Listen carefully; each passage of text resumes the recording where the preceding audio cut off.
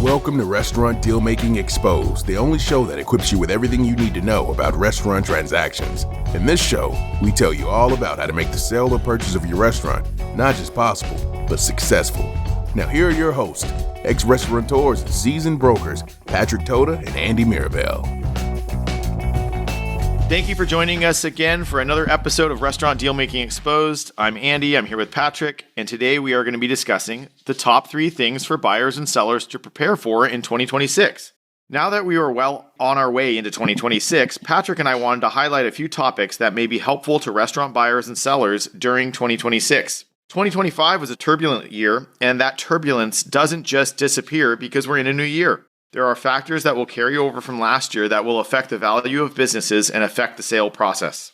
Likewise, we see factors that may be changing for the better and should have a positive impact on the F&B industry and sales. Today, Patrick and I will highlight the top 3 things buyers and sellers can expect in 2026. So take it away, Patrick. Why don't you start us off? Yeah, thanks. I think I see it a lot actually in the news. I see it on Instagram, this whole theory that baby boomers in the next 10 years are going to be selling off their businesses, and there's going to be this large transfer of small businesses because the baby boomers want to retire, obviously. That already started. This is already in process, correct?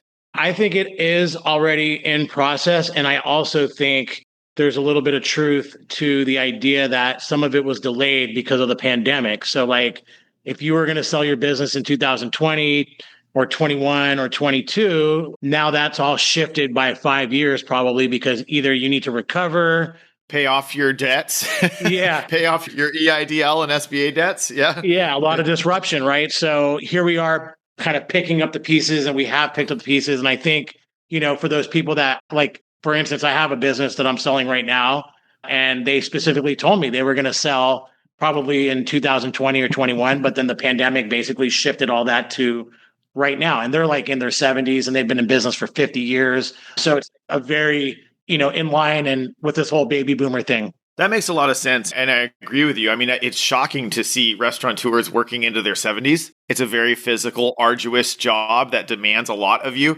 So it does make perfect sense that, hey, they were planning in 2017, 18, 19 to get rid of their business, sell it and retire. And they couldn't. They got hung up, but thanks to the pandemic. There's, I don't know if you've read the news, but Cafe Jacqueline in San Francisco, she's selling. I spoke to this lady. She's such a beautiful lady who has been working. She's in her 80s right now, and she's just now giving up her business and wanting to retire, which is amazing on so many different levels. And I applaud her for her wonderful career. What were some of the issues that stagnated owners from selling their business? What are some of the top topics or top things we can point to from the pandemic? Obviously there was interruption in business. Obviously there was revenue roller coasters, right? Ups and downs, depending on what kind of business you had. Yeah. There's probably a lot of people who had going concern businesses that all of a sudden now turn their business into an asset sale. And so totally. Is if I hang out for another few more years, recover my revenue, get my profit back up, can I sell it for what I thought I, should be able to sell it, because this is their retirement. As in the restaurant industry, when you're not working for a corporation, you don't have a pension, you may not have a 401k. I think a lot of people probably were really counting on selling their business and that being some sort of retirement package, basically. Totally. And if you had a tough 2020 or 21, even 22 with your restaurant and you took an EIDL loan, a disaster relief loans of any sort, can you imagine counting on, $250,000, $300,000 for your business, but yet you got to pay off $150,000 or $200,000 balance on your SBA loan? There's not a lot left. No.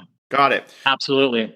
What's next on your list here for buyers? I think the next thing, for buyers here, the next thing is SBA lending. I think the positive is as rates drop, and I know the current administration is doing everything in their power to get that rate to drop as much as possible. And that's, obviously very helpful for small business owners because if the rate drops and the SBA lending becomes more and more affordable, you can borrow more for, less debt service every month.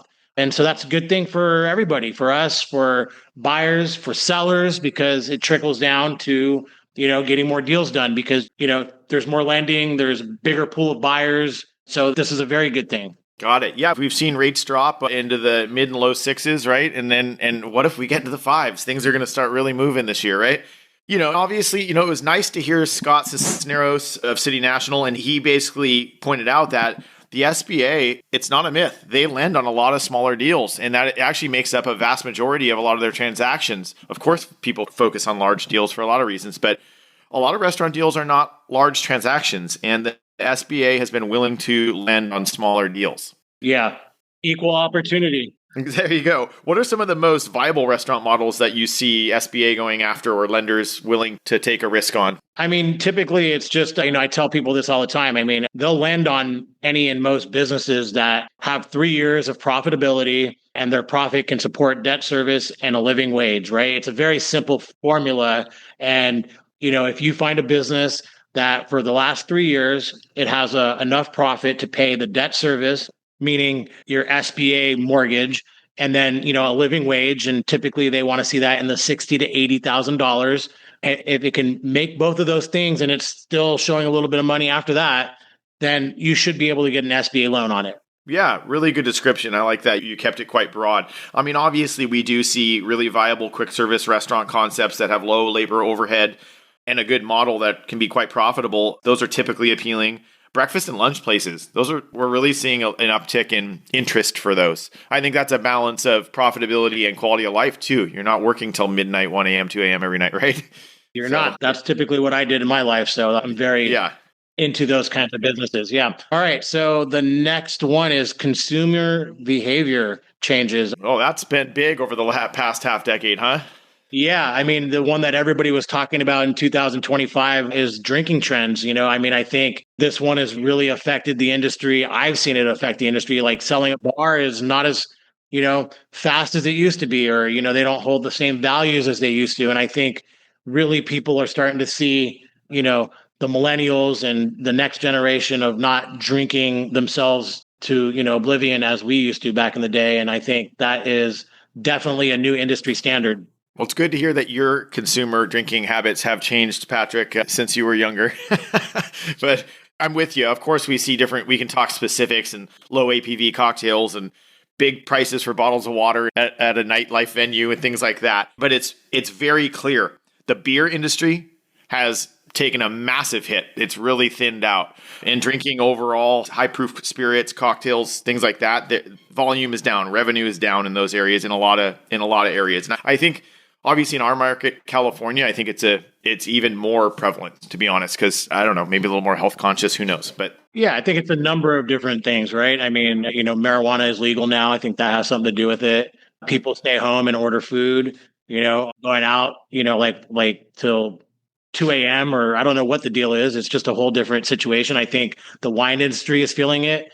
I think, breweries, there's a saturation of breweries on the market. It's just a whole different landscape now with drinking, I think. And I think you need to be extremely aware of that and just understand it. I was just going to say we're hyper-focused on alcohol here, maybe because we're recording on a Friday and should have a mimosa in front of us or something, but it's 5 o'clock somewhere. Yeah, exactly. One of the other things is, you mentioned it already, is delivery platforms. People don't want to leave their home office or wherever they are to eat. So they have all of their products and foods and meals delivered to them. So of course that affects drinking inside a restaurant if you're sitting at a table or a seat or a bar. But overall, it has had a big impact. Delivery's had a big impact on full service restaurants, especially larger restaurants, right? There's less people going to them.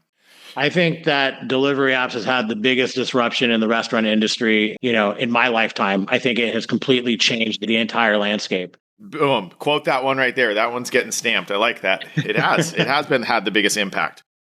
So we talked briefly about the top 3 for buyers. We talked about baby boomer retirement. We've talked about SBA lending or lender opportunity. And number 3, we talked about a change in consumer behavior.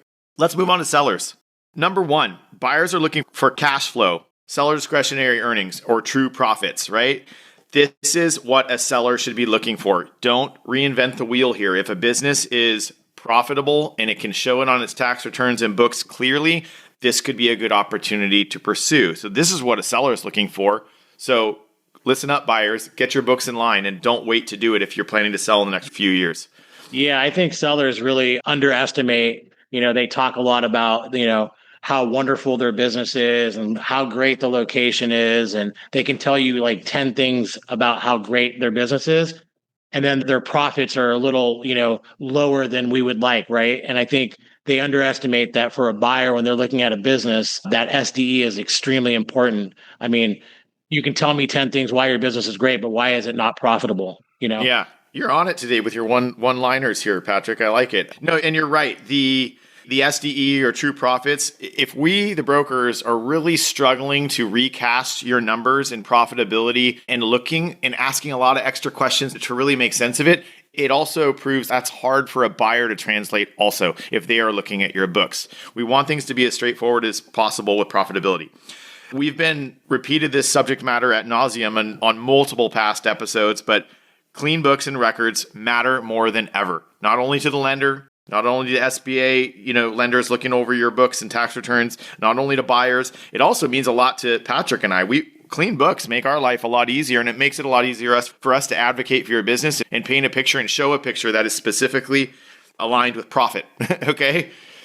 So in 2026, though, I really do think that buyers are more focused on risk, right? Because of the roller coaster that, current businesses have had, restaurants have had over the past years. We talked about consumer trend changes and things like this. So sellers, beware. You need to pivot and make sure that you're staying current with trends in order to keep your business relevant and appealing to a buyer. So, don't fall behind on these trends, right? And you talked about risk. I mean, I think one of the things I saw last year is buyers are just not willing to, take those shots that they used to or pay that high rent that they wanted, that they were willing to do, a couple of years ago. They're just exactly what you said. The risk is going away. And I think sellers need to understand that. Yeah. I mean, let's talk specifically about an asset sale, maybe a business that's not profitable, showing losses or breaking even. Less buyers are taking risks on asset sales. And if they're going to take a risk on an asset sale, they're probably going to come in with a pretty low offer price, much lower than ask. And we did see asset sale values drop significantly in 2025. I saw businesses that used to an asset sale sweet spot. People would be really interested in these businesses that were priced in the $125,000 to $150,000 range. Those businesses were selling for $100,000 or less. Or less. Yeah, I agree. Exactly. Yeah, depending on where you were. And yeah. Yeah. All right. Number 2, let's check it out. Sellers, expect more savvy and quality buyers, right? So to our sellers out there, we noticed as brokers that we're getting a lot more people that really mean buyers and restaurateurs, restaurant groups. They mean business. They're not out there taking a risk. They're not out there taking as much risk as previously. They want to know what they're getting into. They also understand the books and numbers more. The pandemic seems to have weaned out a lot of bad operations and bad operators within our industry, restaurant industry, because there's an increase in AI, automation, and these things. We're seeing more educated, quality, tech-savvy buyers enter into the restaurant market. So this is not someone who's just, never run their own restaurant before, not combed through their own P&Ls for years, owning their own business. We're looking at really savvy people who understand numbers, understand automation, understand tech, and they're ready to get in, and they're coming from a more educated perspective with a restaurant purchase this year. Yeah, and I think also you touched on AI. What I've noticed is all buyers being, going onto this whole savvy thing is, when we're going into contract, they're using AI to come up with their own language and help them go through the contract and point out red flags. And they're using AI and ChatGPT to, through due diligence, what should I be looking for throughout this process? And I get these like huge lists now of all these things, right, that are just like blanket type due diligence things. And I think it's really becoming more of a norm that buyers are going to use AI throughout their process in the transaction. Yeah. And Patrick, should AI replace legal representation? You can hear the sarcasm in my voice there. As I tell all my clients, go get yourself a real lawyer. Yeah, do not replace your legal representation with AI. That does not make sense, and it is not smart. But it's free, Andy. Yeah, exactly. So is the internet. All right. So strong buyers. We also are seeing, we talked about asset sales a while ago, and there's plenty of, asset sale opportunities out there for good locations, maybe a good strong lease that can transfer. However, the operator was not strong. And so we still see strong buyers scooping up good locations and businesses that were poorly operated.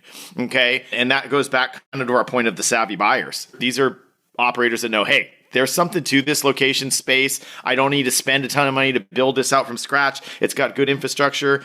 There's a lot of, they're looking for a couple key factors. And then they're like, hey, I can plug and play my concept and I can profit here because that last operator didn't know what they were doing. Absolutely. I've got a location right now that I'm going on my third time of selling. And so the perception is that like there's, a problem with the space. I actually don't believe there's a problem with the space. I think it just needs the right concept and the right operator. True. This is a big one. And this has really come to light since 2020. Lease quality can make or break a deal. If you were in a 5 or 10 year lease from, let's just call it 2015 onward, and we'll use the Bay Area as an example, things were going great. Tech, offices are filled, all this stuff. So you have a lease from 2015 that's going up 3% a year, getting more expensive each year. And then all of a sudden the pandemic hits and you did not renegotiate your lease. The landlord was not cooperative. You just hit a brick wall when you say, hey, it's a new world now. I need different lease terms. If you have an archaic lease or lease terms that are outdated, I don't want to say you're dead in the water, but it's a huge deficit when it comes to trying to sell your business. Absolutely. And even doing business. Yeah, exactly. And even doing business, it can bankrupt you, right? What are some of the lease details that are appealing to buyers in today's market? What are some of these new terms or structures? I think you see a lot of, incentive-based leases, which is basically set up to kind of set you up to kind of wait until everything starts to take off again. And I think like you see a lot of percentage rent deals, where there's some upside for the landlord. It works up front for the buyer. So I think you're just seeing a lot of, and those are the landlords you probably want to work with right now who understand where we are in the economy, whereas the ones who just want to charge you in a really expensive rent right off the bat, and it may not be sustainable and they just don't really care. Yeah.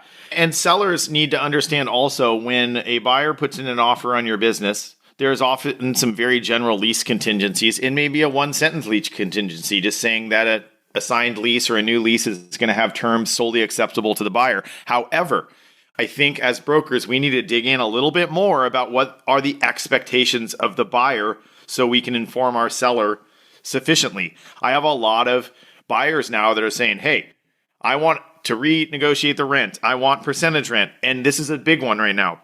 I want abated or free rent until I get my licenses or permitting in place. And we're talking about licenses with the health department or alcoholic beverage control. Those offices, as you might guess, are not getting faster. They are getting slower. So it takes more time to get your business up and running, right? And buyers don't want to be paying rent on that. So sellers, beware. A good lease is paramount today, okay? A good landlord is paramount. True. Yes. All right, let's talk about number 3, seller financing expectation. Okay, what do we think? Don't you? I think seller financing is a more powerful tool in the last year and this year than it has been in previous years. I think it's a great option. So yeah, I mean, if seller is actually saying, hey, I would, do some financing for 10, 20, 30% for, 1 to 3 years, it shows that they are, the perception is that they feel strong about their business, that it can actually pay off this debt, right? Yes, totally. Yeah, exactly. It doesn't need to be said much more than that. If the seller is willing to do it, they have faith in their business, location, model, or whatnot, so that, that's a win-win for both sides. I think sellers should try to be more open to seller financing as long as it doesn't put them into too much risk as balanced with what their next chapter in life is or whatever it is. You don't want to be tied to a long seller note. So yeah, let's see. SBA loan plus seller note hybrids. We talked about that with Scott and other lenders, that the SBA actually really enjoys to see some portion of seller note tied to the loan also. And again, it goes back to SBA saying, hey, this seller believes in what they are selling and that this is the true performance of their business. Okay. All right. We got through 3 and 3 pretty quick. Let's recap here. So in 2026, buyers, we think that baby boomers are retiring, so buyers are going to take advantage of that. SBA lending opportunities are on the rise. Buyers should really be aware of that and use that to their advantage. Consumer behavior changes. So buyers a lot of the time are going to need to be very up to date on what trends are so their business is successful. And they also may scrutinize the seller's operations more if they haven't adjusted enough. So for sellers, top 3 things to prepare for in 2026. Buyers are looking for cash flow. Make your books clean. Show your profits on your books. Okay, prepare for that. They're going to ask a lot of questions about it, and that's why they're buying your business is cash flow. Expect more savvy and quality buyers. Our sellers need to understand that it's a new day, it's a new year, and the buyers may have more experience, different questions, and different expectations, so they're savvier. And number 3, seller financing expectations. Sellers should really try to be open to seller financing if their business is strong and they believe in it, because it's going to make a transaction much more straightforward, and really both sides of it can see faith in the business if you're willing to offer seller financing. Does that sum it up? There you go. You did it. Boom, we did it. All right. Wow. Can I ask you a bonus question? Sure, let's do it. What is your favorite thing to do with your kids? Oh, gosh. You know what? That's a tough one. I can't just go into one thing here. I'll tell you what, skiing and snowboarding with my kids right now is about top of my list. It's been amazing this year. My little man has got over the hump. He's fast and adventurous now. So I'm trying to keep up with him. I'm on a snowboard. They're on skis. My daughter's a really strong skier anyways, but it's good to not have cell phones in hands, be out in the elements and do something adventurous. So that's my start to 2026 favorite thing to do with my kids. Nice. All right. Thank you all for listening. Join us again next time. We will be back soon. If you enjoyed today's show and don't want to worry about missing an episode, you can follow the show wherever you listen to your podcasts. And if you found today's episode interesting or useful, please share it with someone you think would benefit and consider leaving a rating and review. Reviews help restaurant owners or buyers just like you discover this podcast and benefit from the important topics covered in the episodes. Your opinion matters to us as a listener, so feel free to leave topic suggestions and feedback for us, as we will use these to tailor the episodes to you and help you get the most out of listening. Thank you all for listening to this week's episode of Restaurant Deal Making Exposed. If you're considering selling your business and would like a free consultation, reach out to Patrick and Andy at therestaurantsalesbroker.com or visit www.therestaurantsalesbroker.com to learn more.